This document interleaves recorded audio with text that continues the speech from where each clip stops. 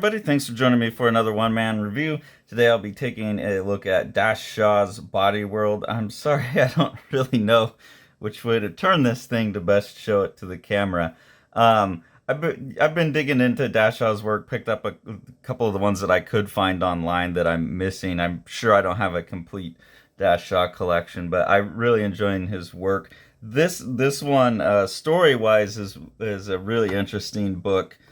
But there's some things about the book that drove me crazy. So first, I guess I'll talk about the format of the book here. This is put out by Pantheon. It's actually got a really cool like neon orange here printed on the side that gives the title of the book, Body World. Also a cool like tin foil kind of hologram looking cover there. I don't know how well that shows up. So there's a lot of like cherried out, tricked out stuff going on in this book. I don't know that it all contributes to the story in the way I'm used to pretty much with the Dash Shaw thing. Like everything really seems to have a purpose and a meaning. I was looking at the dates and this one was 2007 to 2009. So it's an older piece, but I don't think it was one of his first ones. I'd have to look back, like when Bottomless Belly Button came out or whatnot. So I just feel like there's some stuff. I haven't reviewed it yet, but I've read Dash Shaw's Clue book as well and really enjoyed that. And I feel like there's some stuff in here that maybe was like being test run for Clue or something. So one of the strange things about this book, obvious, is the format here. And the format is really annoying because it's not just like a double wide book like Echo Lands or something like that. It's actually this tall book, which makes reading it really hard, especially because it's a hardcover. It was just really hard to handle for reading. I saw it was also a web comic first, so I get that there was probably scroll in what he was doing, and he was trying to preserve that. But except for one spot in the book, which I'll show you at the end. I feel like this would have been better off if the book had been bound like on this side and I could have just folded it out in 2-page spreads. I don't think, except for these couple big kind of pin-up-y images, that there's anything really necessary that couldn't have just been on 2 pages. I get sometimes he has a real vertical layout, but I think that could have been split up. So it's kind of annoying to hold. The other thing that was strange about this, and this is where I wonder a bit about the Clue book, is that in the front and the back there are these flaps that fold out. And even a lot of the characters' names, honestly, they're all Marty, Mac, Professor, I forget the guy's name off the top of my head. Let's see. Professor Polly Panther. It all sounds like Clue people. And then there's these maps of the town, which is Bonyborough. And it has the whole town laid out here. And throughout the book, there will be these little pieces where he'll tell you that the part of the story is in like R25, and you can go and find, wherever that's at, like over here somewhere. From there, though, it's really annoying because color, it's all color coded. And I'm, partially colorblind, so this is impossible for me to look at. I wanted to see if that was just my problem, though, so I handed this over to Tori, because she's super color sensitive, a really acute sense of color, and she also had a hard time navigating this map. So it's not even that just because I'm color sensitive I had a hard time. I think part of the problem is that our perception of color is relative, and Dash Shaw is a good enough artist to know that. So me seeing this color here up in context, and also our color memory sucks. So by the time I get down here, I'm seeing it in a different context because it's piled up against all these brighter colors. And then, like, I've had color memory too. So in context up here, your kind of perception of the color, which influences your faulty color memory, is then a different kind of perception of the color down here. And it becomes pretty much impossible to navigate that. I've seen a couple other books. The first one that comes to mind is Roman Muratov's Vanishing Act that has a map in it, and in that book it worked really well and really helped inform the story. Luckily for this, I was able to put the map away and it didn't have any bearings on the story. So I feel like it was a cool little trick that he played. It would have been cool to have the little map of the town in there in the story at some point, because there's a point where the town burns down and he starts showing you how it fills up the map. So I get the function of the map, but I don't think it needed all the color coding, and I don't think you need to start each chapter with like, or each little section with like the locationality of where you're at. on the map. Maybe because this was drawn from 2007 to mid 2009, and then it says web comic first and then a dead tree comic. So maybe there was like a clickable function of the map online that Dash Shaw was trying to recreate. I'm not sure. And Dash Shaw has always struck me as someone who's extremely sensitive to color and uses color as an emotional cue or something throughout his books. But like, if Tori's not seeing the colors in the thing, then I don't know that many people are, because she's sensitive enough that I've wondered if she's a tetrachrome. And there's no way Dash Shaw's a tetrachrome, because you have to be a biological female to be a tetrachrome. So I don't know, maybe she's not a tetrachrome, but she's got very sensitive color vision. So I felt like those things were a barrier to me right out the gate. Like, I gotta hold this thing weird. There's a map that I think I'm gonna need, which luckily I didn't. But like, oh God, I'm not even going to be able to do this book.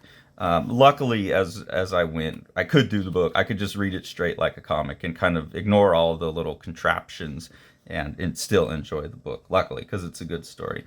So getting into the story and getting some previews of the art here without going all the way into the story. It starts out with this professor character, Professor Polly Panther, and he's coming into this town, Bodyworld. And here you'll see on the first real chapter, here you get this 29R. And so you're supposed to go to the map and understand that I think he's like down here at the hotel, checking into this seedy hotel and getting a room. And Professor Panther is a professional psychedelic drug smoker, is basically his job. And he showed up in Bodyworld to test this new plant that's been found out there. That's the opening kind of premise of the story. Here we get some cool, like, Dash Shaw kind of stuff. He really likes to lay things out real specific and kind of push what comics are. So I like that he's got all of the contents here listed. And what you start to realize when you're looking at the contents too is you're obviously in the future a bit. So there's been some civil war in America.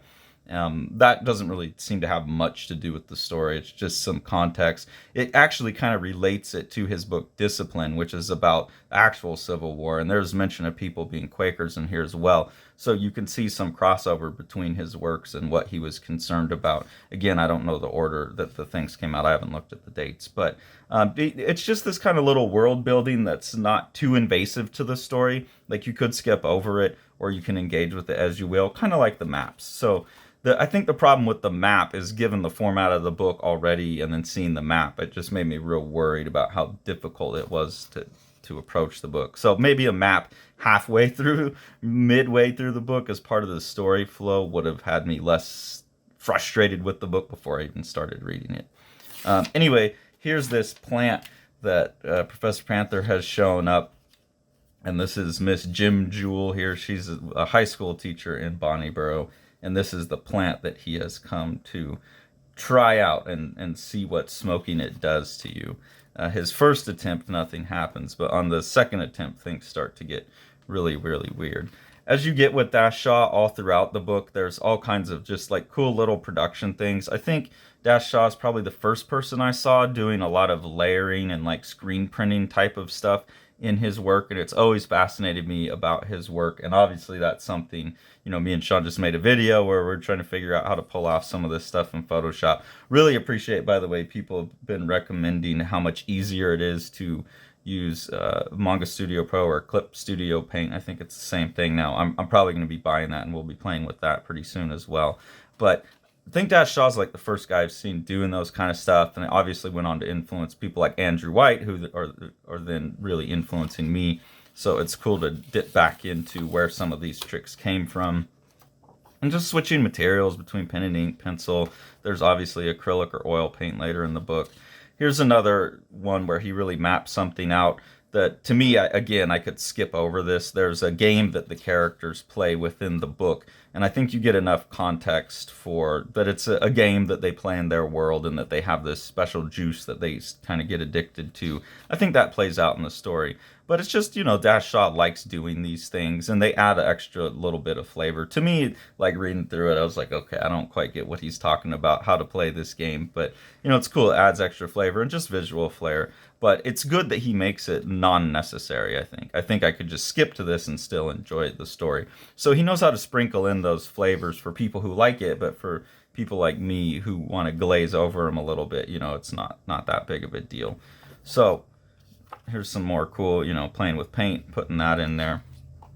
What Professor Panther finds out the next time he's smoking with Jim Jewell here, is he starts to find out that what happens when you smoke this hallucinogen is you form like a telepathic bond with the person that's closest to you, or the people around you. And you kind of start not just having telepathic moments, but it's almost like you become them, right? The first time they realize it is she has to use the bathroom, and he's also feeling like, oh, I got to use the bathroom at the exact same time, and then realizes that he doesn't actually need to use the bathroom. He's just kind of picking up on her sensations. And then as she leaves, he sees that either he's hallucinating, or I'm not sure, but it looks like he's actually picking up physical characteristics of a woman for a moment. Also really like this. I'm pretty sure this looks exactly like the dad out of Bottomless Belly Button. I don't know if that's a callback to that intentionally or not. Also reminds me of what Andrew White's doing with his book Ghosts. That's one of the reasons I just made the connection as I was looking through it. But that's a very Dash Shaw face to me. I've seen him do it a couple times. I don't know if that's just how he cartoons old men or if it's supposed to be a callback to Bottomless Belly Button. Here you see then Professor Panther gets with a high school student or a recent high school graduate in the area, and they're both smoking the drugs together, and that leads to like an intense weird sex scene where they're sharing memories, and they're really getting tangled up in each other both physically and mentally. And this is where you start to get Dash Shaw being able to do his screening techniques, where you have multiple images layered over each other. You get these random like pieces of just abstract use of color that I'm very familiar with from his work, that and a lot of other work had just more of like a symbolic or emotional cue, where in here it actually fits the flow of the story, that you're getting all of these overlays. I feel like this is the most story-driven use of those kind of tricks that I've seen in his work, where it becomes very obvious what all the layers are supposed to be indicating as these characters' minds merge, and so the images pile up. And they never pile up to the point of indecipherability either. I think that's really important. He manages it in a way where you get, maybe 3 or 4 layers of stuff, but you can still, if you take the time, decipher your way through them. Starts playing a lot of cool production tricks, like putting things into Ben-Day dots, just all kinds of really cool experiments throughout the book. That gets you about halfway through. Then you start to realize that the town is turning against Professor Panther. He's like an outsider to this very tight-knit community who's there. Like, he's obviously like a psychedelic smoking reprobate. He's causing lots of problems in the town. And so there gets to be this big encounter where this little patch of flowers gets lit on fire, and then the smoke goes over the whole town, and it starts affecting everyone. And that's where you get Dash Shaw really getting wild with some of his tricks. There's a character that's talking about an alien abduction scene, and you get these paintings here. Don't know what, can't tell what material from these, probably just acrylic. But these little moments of painting and like chalk drawing, little mixed media moments. And then all kinds of, as the smoke burns and the whole town starts to have this psychic hive mind, you get all kinds of cool stuff where you have cartooning and then painting on top of it. And I don't know how much of this is done physically, if he's painting on different layers and combining things in the computer digitally. I have no idea how this made. I'm assuming there's a lot of digital trickery afterwards. Obviously, there's color holds on the blacks and things like that. So I'm assuming he's doing all of these things on pieces of mylar or something and scanning them, knocking out the whites. But I don't know. It would be really cool. And then here's what it would be really cool to know what exactly he's doing, because some of these things just look kind of tricky to me. Or, maybe this is actually all hand painted and inked and then painted on top of it. There's a lot of different options for how I could see this being made. And then here you see the map becoming relevant because you see the town burning. And I think, okay, that's where it's like if you would have just fit it into the story, it wouldn't have been such a big deal to me. But when I see it like right out the gate, that feels like a game mechanism. I get the sense that I have to, if I can't do this, I'm not going to get the story. And again, luckily that wasn't the case. But yeah, this town burning scene I just think has some phenomenal production art tricks in it. It's printed gorgeously too. The paper's pretty shiny, so it's nice. It kind of recreates the saturation of being on a screen that way, which makes sense. Here's some real cool knocked out characters with paint in them, so doing some kind of holds or collage. Just really cool stuff. But anyways, it's the book becomes, because of the way this psychedelic drug works, it seems to me like a damnation of hive mind and a celebration of the individual to some bit, or at least like a warning about those two things. Like obviously the Professor Panther character is like a strong individualist, but like a questionable character. But then he's starting to show the real complications of if we became a hive mind, right? Or at least if individuals had to merge into a hive mind, like the distress that would cause, especially once you start having Professor Panther merged with someone, and then he merges with someone else who has a relationship or an opinion about or memories of that person. And the more and more this goes on, the more jumbled up it gets. This is a really cool representation of just like the psychic state of a whole town that's kind of in sync, at the different layers of the apartment and things like that. So I think the story's great. Dash Shaw always has like kind of wildly different stories, and he's successful at every type that he pulls off. You never know what the hell kind of art you're gonna get with him or what kind of story you're signing up for. I love that about his work. You're always gonna get some awesome formalisms and him pushing some kind of technical boundary, trying some new tricks. I mean, trying new tricks every page almost. So you can always get into his work knowing you're going to find something fulfilling. The story may be more or less obtuse. This one's actually pretty straightforward sci-fi. So really enjoyed this book, really enjoyed the thematics of it. It was just the format, and you can see even as I'm flipping through it, it's a really awkward format to hold. Now the only justification I could really find for that format is you have some pages, like this, or that one that I just showed of the people in the apartment building that do kind of create like a big spread like this. But again, I don't see why that couldn't, these four couldn't be moved over here.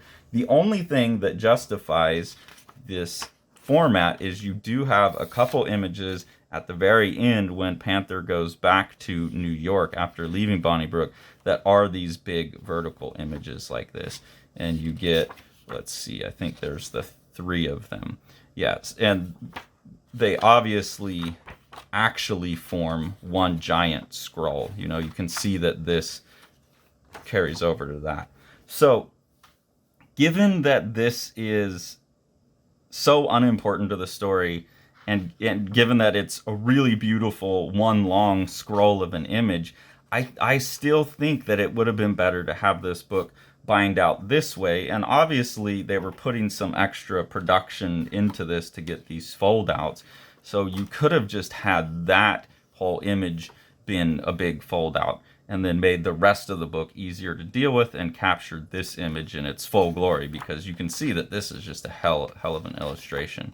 So that's really, by the end of it, I had a lot of trepidation going into it because of the formatting stuff, but by the end of it, that was my only problem, is just how difficult it was to read, and that really didn't seem to have any bearing on the story other than allowing this thing to be shown and this thing still not being shown in full anyways. So just a strange decision. Maybe they couldn't find someone who would bind it in that other format. I'm not sure.